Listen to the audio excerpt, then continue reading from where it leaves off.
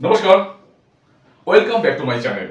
আজকের এই ভিডিওতে যারা তোমরা দেখছো, ভিডিওটি প্রথমেই বলে রাখি, ভিডিওটি একটু বড় হতে পারে, একটু মনোযোগ দিয়ে কিন্তু তোমরা দেখবে, স্কিপ করবে না। কারণ অনেকেই কিন্তু নতুন এবছর আইসিডিএস এই 2024 পরীক্ষায় কিন্তু তোমরা বসবে। প্রিভিয়াস বিভিন্ন ইয়ারে 19, 22 বা 23 বলো না কেন, যারা এই আইসিডিএস সম্পর্কে জেনেছো, ধারণা আছে, এবারে কিন্তু এই 2024-এ গিয়ে কিন্তু আইসিডিএস এর এক্সামের কিন্তু প্যাটার্ন অফ এক্সাম আমূল পরিবর্তন হয়েছে। অনেক ধরনের পরিবর্তন হয়েছে, বিশেষ করে যারা নতুন এবছর বসবে।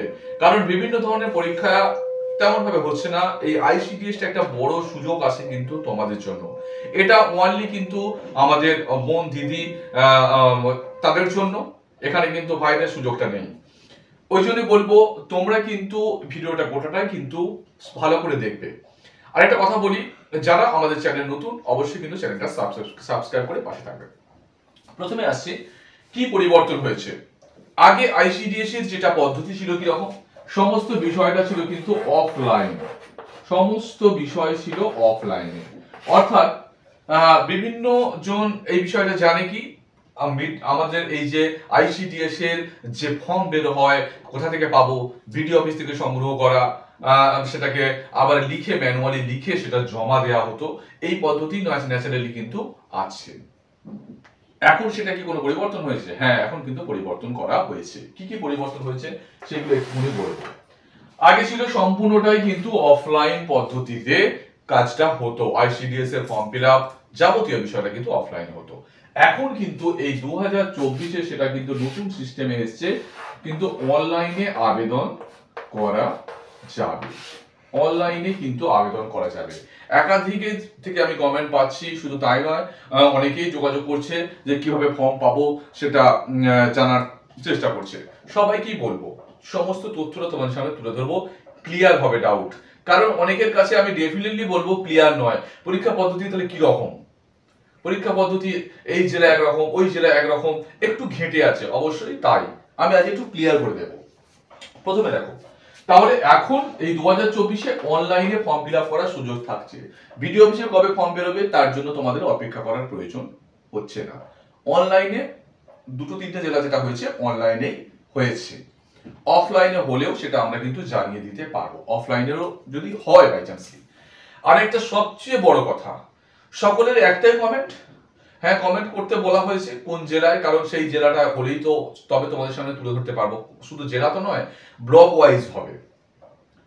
তবু আমি তোমাদের একটা কথা বলবো, ভিডিওগুলো ভালো করে দেখতে হবে। তোমাদের যে কোচবিহার ডিস্ট্রিক্ট হোক, তোমাদের মুর্শিদাবাদ হোক কি হাওড়া হোক কি মেদিনীপুর হোক, তোমাদের যে সময়টুকু দেবে 10 দিন 15 দিন, তোমাদের কিন্তু অবশ্যই ভিডিও আকারে মাঝখানে কিন্তু আমি থাকবো, তুলে ধরবো। তোমাদের যে ফর্ম ফিল আপ করতে গিয়ে তোমাদের মিস হয়ে যাবে এমন ঘটনা ঘটবে না, কারণ সেই ভিডিওটা আমি তোমাদের কাছে তুলে ধরবোই।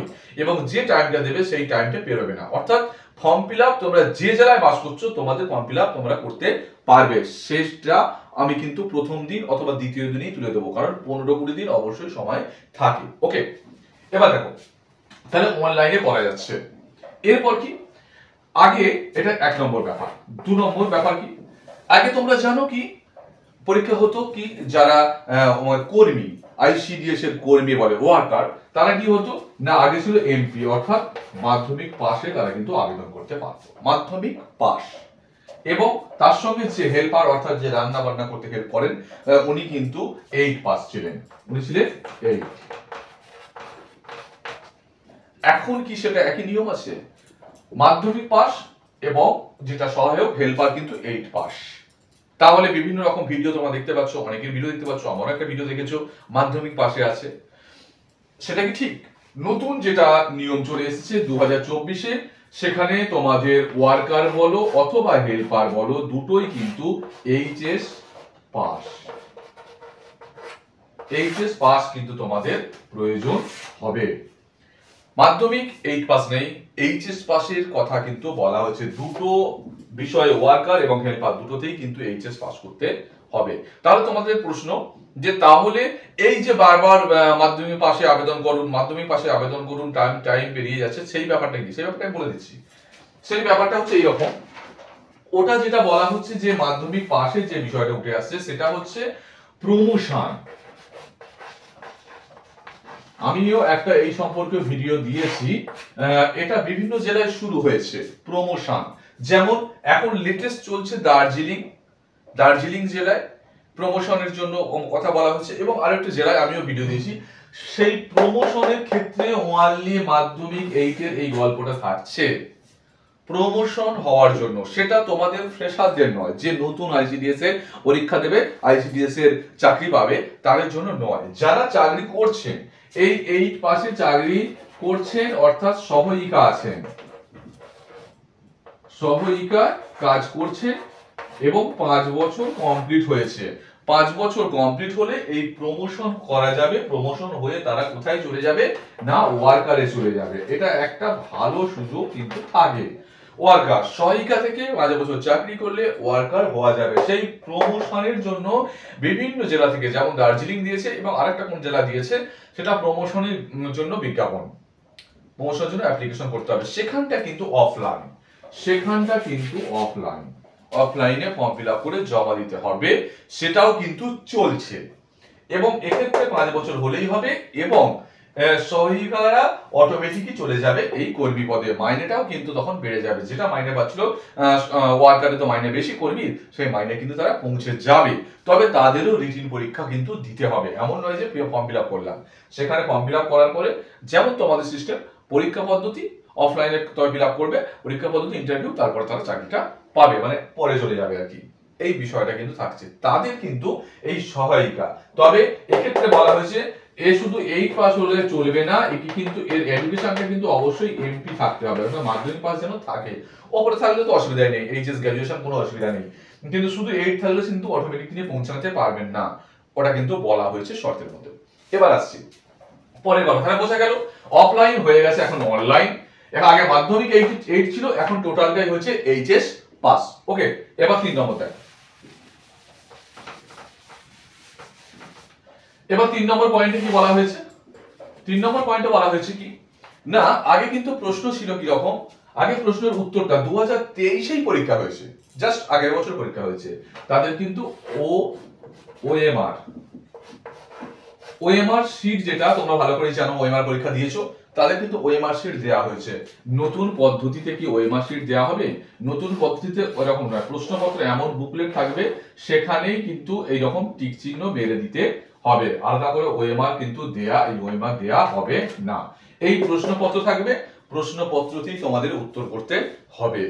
আর প্রশ্নপত্রের সঙ্গে একটা হয়তো এক্সট্রা পেজ দেবে, এদের ক্ষেত্রে এক্সট্রা পেজ দিয়েছিল, তোমাদের হয়তো কাজ করার জন্য এক্সট্রা পেজ দেবে, কিন্তু ওএমআর এর পদ্ধতিতে পরীক্ষা কিন্তু হচ্ছে না, যা হবে কোশ্চেনের মধ্যেই কিন্তু তোমাকে উত্তরপত্র করতে হবে। এটা তফাৎ, বেসিক তফাৎ। আর কি পরীক্ষার তফাৎ কি আছে? আগে ছিল 50টা এমসিকিউ, 50টা এমসিকিউ প্রশ্ন ছিল, এবার প্রত্যেকটা মান ছিল কত? 1.5 নম্বর করে, 1.5, তাহলে 50 ইন্টু 1.5 75 নম্বর, 75 নম্বর, এবং একটা রচনা 15 নম্বরের রচনা, টোটাল 90 নম্বরের পরীক্ষা। আর 10 নম্বর তো তোমরা জানো ভাইভা। এই জন্য ব্যাপার, 50টা এমসিকিউ 1.5 নম্বর করে 75, 15 রচনা 90 নম্বর, 10 নম্বর ভাইভা। সেটাও কিন্তু নতুন করে সাজানো হয়েছে 24 সালে, তোমরা জানো নিশ্চয়ই, তাও বলে দিচ্ছি কি রকম। এখন যে বিভিন্ন ডিপার্টমেন্ট থেকে, পাটিগণিতে তোমরা জানো 20 নম্বর, ইংরেজিতে 20 নম্বর, জেনারেল নলেজে 20 নম্বর, আর কি আছে, আর ওই পুষ্টি যেটা নিউট্রিশন, নারীদের অবস্থান, পাবলিকের এই বিষয়টা থাকছে এইটা, আর রচনা 15 30। পুরো এই 15 নম্বরের রচনাটা সেম থাকছে, 15 নম্বর রচনা সেম, বাকি কিন্তু 75টাই এমসিকিউ হবে, 75টাই কিন্তু এমসিকিউ প্রশ্নই হবে। প্রত্যেকটা প্রশ্ন 75 ইন্টু 1, 75 ইন্টু 1 সমান 75। প্রত্যেকটা প্রশ্নই কিন্তু এমসিকিউ হচ্ছে, আলাদা করে কিন্তু এই রকম 1.5 নম্বরের বিষয়টা কিন্তু থাকছে না, প্রত্যেকটা কিন্তু 1 নম্বরের থাকতে 75টি প্রশ্ন হবে। তাহলে ডিফারেন্স গুলো বুঝতে পারছো, অনেকটাই কিন্তু চেঞ্জ হচ্ছে। আচ্ছা, এরপরে আরো দেখো, এটা বলতে বলতে তোমাদের একটা কথা বলবো, ফর্ম ফিল আপের সুযোগ তোমাদের আমি করে দেবো, প্রতিটা জেলার কথাই আমি বলছি, কোনোভাবে আটকাবে না। প্রধান কাজ হচ্ছে তোমাদের প্রস্তুতি করা। তুমি কি প্রস্তুত হয়ে গেছো? যাই অঙ্ক করবে তাই কি তুমি করতে পারবে? জেনারেল নলেজ পারবে, নিউট্রিশন পারবে? তোমাকে কিন্তু প্রস্তুত হতে হবে প্রতিদিন। এবার আমি ভিডিওতে তোমাদের কিন্তু প্রস্তুতি অর্থাৎ টিউটোরিয়াল আমি তোমাদের করাবো, এবং একেবারে প্রস্তুতির মতো করে আমি কিন্তু ক্লাসটা কিন্তু প্রতিদিন এবার করব। তোমরা কিন্তু প্রিপারেশন হও, কারণ এক্সামের ফর্ম ফিল আপটা ইতিমধ্যে 10 থেকে 15 দিনের মধ্যে সব জেলায় আসে, তো পরপর হয়তো এসে যাবে। প্রস্তুতিটা কিন্তু মাস্ট, তবেই কিন্তু তুমি এতে কোয়ালিফাই করতে পারবে। আচ্ছা, আর কি অসুবিধা হয়েছে? আচ্ছা, আরেকটা বিষয় এখানে উঠে এসেছে, সেটা কি, আগে যেহেতু তোমাদের মাধ্যমিক এবং এইচএস ছিল, এই মাধ্যমিক এবং এইচ ছিল, মাধ্যমিক এইচ ছিল, এখন হয়েছে সেটা টোটালটা এইচএস। সেখানে যে পাটিগণিতটা পড়তো, পাটিগণিতটা যেটা পড়তো সেখানে কিন্তু অষ্টম শ্রেণীর মানেরই পড়তো। এটা ছিল অষ্টম শ্রেণীর মান, অষ্টম শ্রেণীর মানেই পড়তো। পাটিগণিতের অঙ্ক, ইংলিশ সবই কিন্তু অষ্টম শ্রেণীর। ইংলিশের ক্ষেত্রেও তাই, ইংলিশই বলো আর অঙ্কই বলো, দুটো কিন্তু অষ্টম শ্রেণীর মানে প্রশ্নটা হতো। এবার এইচএস এ যেহেতু বিষয়টা স্থানান্তরিত হয়েছে, সেখানে কিন্তু মানটাও এই পাটিগণিতের মান বলো, যে অঙ্কর মানটাই বলো আর ইংলিশটাই বলো, দুটো মানই কিন্তু দশম শ্রেণীর মান, দশম শ্রেণীর মানে ট্রান্সফার হয়েছে। অর্থাৎ দশম শ্রেণীর যেমন ধরনের অঙ্ক থাকে, ইংলিশ থাকে, সেই ধরনের কোশ্চেন পত্র তোমাদের রেডি করতে হবে। তবুও একটা খুশির খবর, যে এই যে মানে এটা দিয়েছে আলিপুরদুয়ারে, যেটা দিয়েছে আলিপুরদুয়ার কিন্তু এখনো সেই অষ্টম শ্রেণীর মানকেই বজায় রেখেছে। পাটিগণিতের অঙ্ক কি হবে, ইংলিশ কি হবে, সেই অষ্টম শ্রেণীর মানকেও বজায় রেখেছে। তবে তবে শুধু আলিপুরদুয়ার হয়তো অষ্টম শ্রেণীর মানকে বজায় রেখেছে, আরো হয়তো বিভিন্ন যে নোটিফিকেশন আসবে হাওড়া থেকে শুরু করে সব জেলায় তো ম্যাক্সিমাম বাকি, সেখানে হয়তো এইটাকে মানে আশ্রয় করতে পারে, কারণ সেই রকমই একটা নোটিফিকেশন কিন্তু এসেছে যে দশম শ্রেণীটাকে ধরা হবে। এটা হচ্ছে বিষয়। আর কি তফাৎ রইল? মূল বেসিকগুলো তোমাদের আমি মোটামুটি বলে দিলাম। এবার আর একটা জিনিস তোমাদের এই প্রসঙ্গে উল্লেখ আমি করব, সেটা কি, আর একটা জিনিস তোমাদের বলবো, সেটা হচ্ছে একটা বিশেষ তথ্য তোমাদের সামনে তুলে ধরবো, যেটা তোমরা হয়তো জানো না। সেটা কি রকম? মেরিট লিস্টে তোমরা জানো, সে লিখিত পরীক্ষায় নম্বর পেয়েছে, লিখিত আর হচ্ছে ভাইভা, ভাইভা লিখিত পরীক্ষায় সে 65 পেয়ে গেছে, সবার উপরে আছে, কিন্তু সে ভাইভা দেয়নি, দেয়নি, তার ভাইভা দেয়া হয়নি।